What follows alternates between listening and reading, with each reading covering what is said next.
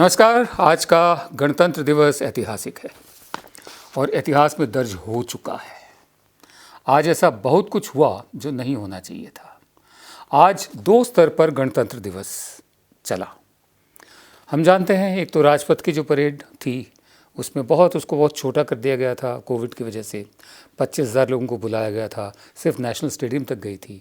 और दूसरे जो किसानों की ट्रैक्टर रैली जो बेकाबू हो गई। सवाल ये उठता है, हम किसानों से पहले किसान संगठनों से सवाल पूछना चाहेंगे कि जब सुबह 8 बजे सिंघू बॉर्डर पर उसको तोड़कर लोग निकल गए, एक ख़ास गुट, एक ख़ास जत्थेबंदी किसानों की, तो आंदोलन तो उसी वक्त छितर गया था। टिकरी पर भी उसी वक्त के करीब, लगभग उसी वक्त किसानों की एक और जत्थेबंदी वो भी बाहर आगे निकल आई, उसने बॉर्डर क्रॉस कर लिया। जबकि 10 बजे ये सब कुछ होना था और जो रूट तय हुआ था उस पर किसान रैली चलनी थी। 8 बजे इन लोगों के बैरियर तोड़ते ही टिकरी पर और सिंघू पर किसान जो रैली है, ट्रैक्टर रैली, वो उसी वक्त छिन्न भिन्न हो गई थी, छितर गई थी। साफ हो गया था कि जो किसानों की जो लीडरशिप है, चाहे वो बलबीर सिंह राजोवाल हों या सडूनी हों या और लोगों, दर्शनपाल सिंह हों, उनके हाथ से मामला निकल गया है। ये योगेंद्र यादव हों, उनके हाथ से मामला निकल चुका है। उसके बाद जो हुआ सारी दुनिया ने देखा, तमाशा देखा। एक तरफ गणतंत्र दिवस की परेड चल रही है जो तंत्र की परेड है, और एक तरफ गण का ऐसा रूप जो होना नहीं चाहिए था। बहरहाल अभी ऐसा क्यों हुआ, इस पे हमें स्पष्टीकरण चाहिए किसान यूनियन से। उन्होंने एक स्टेटमेंट इशू की है, संयुक्त किसान मोर्चा ने। उन्होंने कहा कि despite all our efforts some organisations and individuals have violated the route and indulged in condemnable acts. हमारी पूरी कोशिशों के बावजूद कुछ संस्थाएं और कुछ लोगों ने इस रूट को वायलेट किया है, उसका उल्लंघन किया है जो हमारे और पुलिस के बीच तय हुआ था, और ऐसी ऐसी गतिविधियां की हैं जिनकी निंदा की जानी चाहिए। Anti social elements had infiltrated the otherwise peaceful movement. यह हकीकत है। अभी तक शांतिपूर्वक रहा, सब कुछ शांतिपूर्ण रहा। बस एक कुछ घंटों के खेल ने पिछले 2 महीने का जो एक पूरा शांतिपूर्ण ढंग से चलता आ रहा है, टिकरी पर, सिंघू पर, गाजीपुर बॉर्डर पर और जगह जगह पर, उसको बदनाम करके उस पर एक दाग लगा दिया है। कौन हैं ये लोग? इनको आने क्यों दिया गया दिल्ली? जगह जगह उनको पुलिस जैसे फैसिलिटेट कर रही है। ऐसा क्यों हुआ? और जिस शख्स ने लाल किले पर जाकर निशान साहब फहराया वो कौन था? किसके कहने पर ये सब हुआ और किसने सब ये फैसिलिटेट किया? इन सवालों के जवाब बहुत ज़रूरी है। दूसरी बात यह है कि एक राकेश टिकैत ITO पर थे, वहाँ पर खूब झड़प हुई पुलिस में और किसानों में। उस दूसरी तरफ ये जो लोग आए लाल किले में, जो गए वो पंजाब से आए थे, ठीक है, वो लाल किले में चले गए, वो भी इसी रास्ते से गए। वही सवाल उठता है कि लाल किले तक जाने दिया गया, ITO तक आने दिया गया, क्यों? और किसान संयुक्त किसान मोर्चा है, इसका कोई कंट्रोल नहीं। क्या ये नहीं देख पाए थे कि ऐसे एलिमेंट्स हैं हमारे बीच? दिल्ली जैसे शहर में इस तरह की अराजकता, वो भी गणतंत्र दिवस के दिन, इसकी जितनी निंदा की जाए कम है। लेकिन किसानों का जो शांतिपूर्ण प्रदर्शन चल रहा है, हम उम्मीद करते हैं कि वो चलता रहेगा जब तक इनकी मांगें पूरी नहीं होती या सरकार इनकी बात नहीं सुनती। ये चलता रहेगा और ये वापस बॉर्डर पर जाएंगे और अपना शांतिपूर्ण ढंग से ही अपना काम करेंगे। 1 तारीख को क्या होता है हम नहीं जानते हैं। बहरहाल ये बहुत ज़रूरी है कि ऐसी गतिविधि दोबारा फिर कभी ना हो। इसको अच्छे से अच्छा, जो सिंपैथेटिक भी होगा, जो सहानुभूति रखने वाला शख्स भी होगा, वो भी इसको कभी भी मंजूर नहीं करेगा, बिल्कुल भी उसकी निंदा ही करेगा।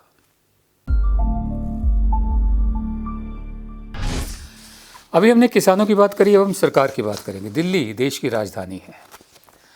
यहाँ पर प्रधान सेवक हमारे रहते हैं, होम मिनिस्टर रहते हैं यहाँ पर दिल्ली पुलिस के कमिश्नर रहते हैं, NSA नेशनल सिक्योरिटी एडवाइज़र रहते हैं, राष्ट्रपति यहाँ पर रहते हैं, मुख्यमंत्री रहते हैं, 7 MP हैं वो रहते हैं, जितने MLAs हैं वो रहते हैं। वो कहाँ थे आज के दिन?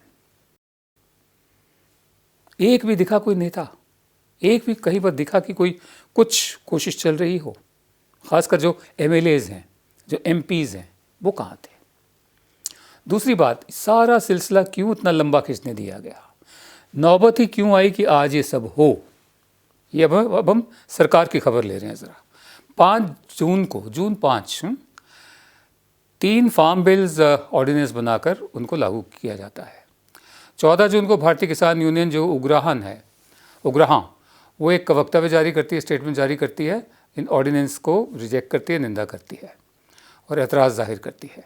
14 से 30 जून तक तरह तरह के किसान संगठन अपनी अपनी चिंता जाहिर करते हैं मिनिमम सपोर्ट प्राइस को लेकर और किसान ये जो कानून है उनको लेकर। 17 सितंबर को हरसिमरत कौर जो बीजेपी की एलआई अकाली दल, वो इस्तीफ़ा देती हैं। 24 सितंबर को पंजाब के किसान 3 दिन का रेल रोको एजिटेशन करते हैं। ठीक है। 27 सितंबर को राष्ट्रपति रामनाथ कोविंद इन जो ऑर्डिनेंसेस हैं उन पर अपने साइन कर देते हैं। ये सितंबर की बात कर रहा हूँ, जून से सिलसिला शुरू हुआ है। 28 नवंबर पर बात आती है, थाउजेंड्स ऑफ फार्मर्स, हज़ारों की तादाद में जो किसान हैं वो दिल्ली की तरफ कूच करते हैं और होम मिनिस्टर, उसके बाद फिर बातचीत का सिलसिला शुरू होता है। 11 दौर की बातचीत, हमेशा वही कॉलेज स्तर की राजनीति करते रहे कि और 1 तारीख और 1 तारीख और 1 तारीख और जिस तरह की बातचीत हुई उससे भी किसानों की जो पेशेंस थी वो टेस्ट होती रही। बेशक वो कहते रहे कि हम बैठे रहेंगे, अगर बैठे ही रहते तो बेहतर होता, आज जो उपद्रव हुआ दिल्ली में वो तो ना होता। बहरहाल फिर होम मिनिस्टर अमित शाह हैं, उन तक ने बात करी।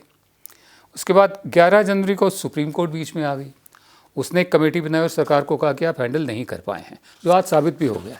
सरकार हैंडल नहीं कर पाई, चाहे वो केंद्र सरकार हो, चाहे वो दिल्ली की सरकार हो, दिल्ली की पुलिस हो जो केंद्र सरकार के अधीन आती है। तो सुप्रीम कोर्ट ने कमेटी ऐसी बना दी जिस पर किसानों को भरोसा नहीं है। ले देकर अगर आप देखें सारी बात प्रधान सेवक पर आती है। कोई अमित शाह को दोषी नहीं मानता, अगर मानता भी है तो नंबर 2 प्रधान सेवक के बाद। कोई ये जितने भी बाकी मंत्री मिले, नरेंद्र तोमर और पीयूष गोयल और तीसरे मंत्री कौन थे, उनको तो कोई देखता भी नहीं, सोचता भी नहीं कि इनके हाथ में ऐसी पावर है कि ये खुद कानून वापस ले पाएँ। जो सारा केंद्र पर जो हैं वो प्रधान सेवक है, ऐसे में कमान उनको संभालनी चाहिए। और इतना बड़ा सब कुछ हो गया देश की राजधानी में, इसका ज़िम्मा कौन लेगा? इसकी जिम्मेदारी किसकी बनती है? जवाबदेही किसकी बनती है? क्या कोई एक्शन होगा या हमेशा की तरह, अंग्रेज़ी का शब्द है ब्रेजन, बिल्कुल ब्रेजन, मतलब कोई असर नहीं पड़ता, जो दुनिया कहती रहे। हाँ, एक संगठन विशेष का एक ये नारा तो नहीं कहूँगा, उसके ये विचार भी है कि संगठन विशेष का नाम नहीं लूँगा, आप शायद समझ जाएं कि वो तो मस्त हाथी की चाल से चलता जाता है, बाकी जो लोग दाएं बाएं कहते रहे। नहीं, सरकारें ऐसी नहीं चलती, ये लोकशाही है। और आज गणतंत्र दिवस था, तंत्र की परेड थी, गण का एक ऐसा रूप देखने को मिला जो नहीं होना चाहिए था। बहरहाल इसका जिम्मा हम पूरा सरकार पर भी थोपते हैं और किसान संगठनों के जो नेता हैं उन पर भी थोपते हैं, उनको भी देते हैं कि वो देख नहीं पाए, वो समझ नहीं पाए कि उनके अपने ही दरमियान ऐसे एलिमेंट्स हैं।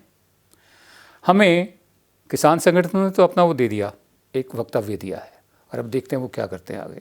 हमें सरकार से वक्तव्य की उम्मीद है और ये फेलियर है, ये नाकामी है सरकार की, एक और नाकामी, नोटबंदी की तरह, जीएसटी की तरह।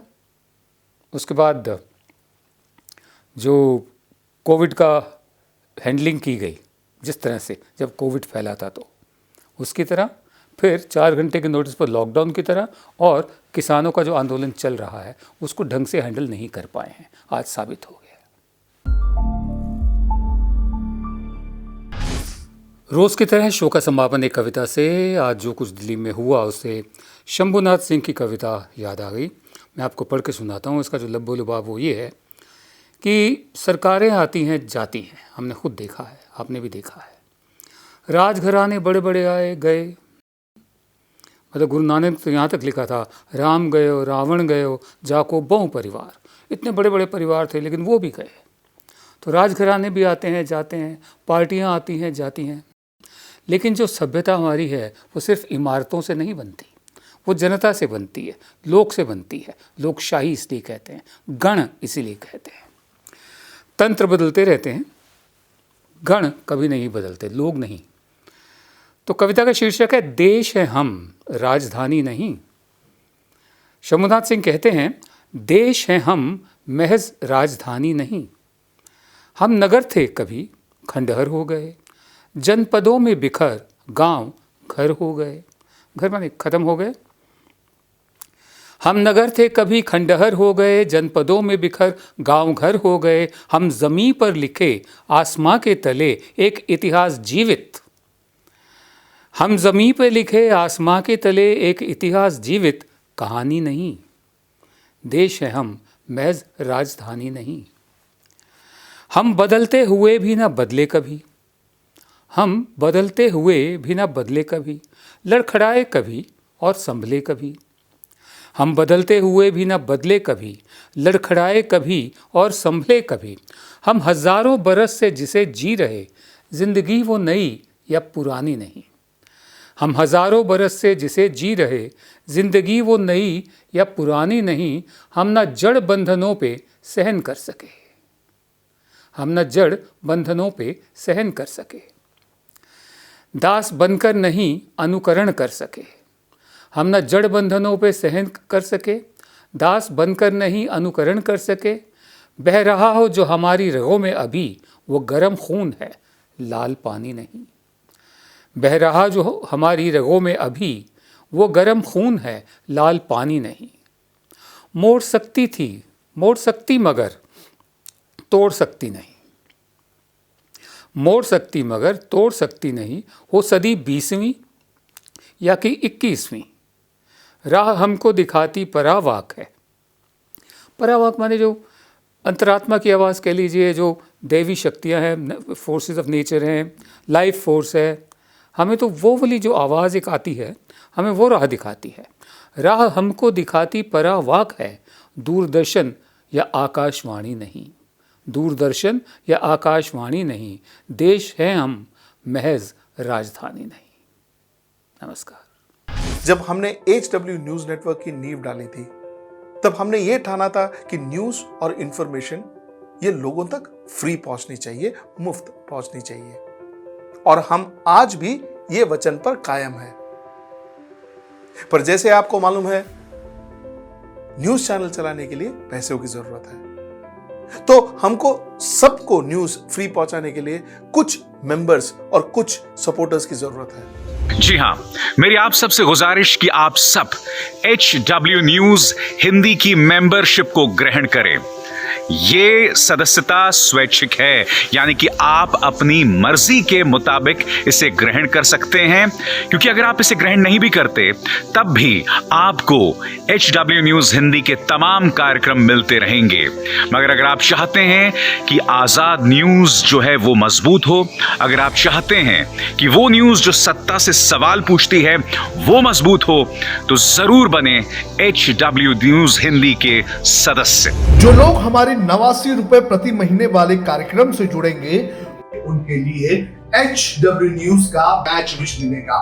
साथ ही साथ उन लोगों को हमारे एक्सक्लूसिव पोल्स में भी शामिल होने का मौका मिलेगा।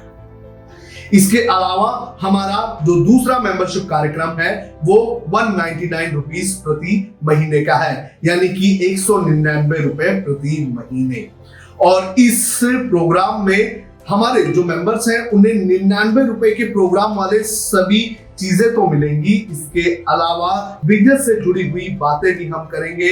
हमारे एक्सपर्ट अखिलेश भार्गव से आप बिजनेस से जुड़े हुए अपने सवाल भी पूछ सकते हैं। हम उम्मीद करेंगे कि आप इस निष्पक्ष पत्रकारिता की राह में हमें पूरी तरह से योगदान देंगे।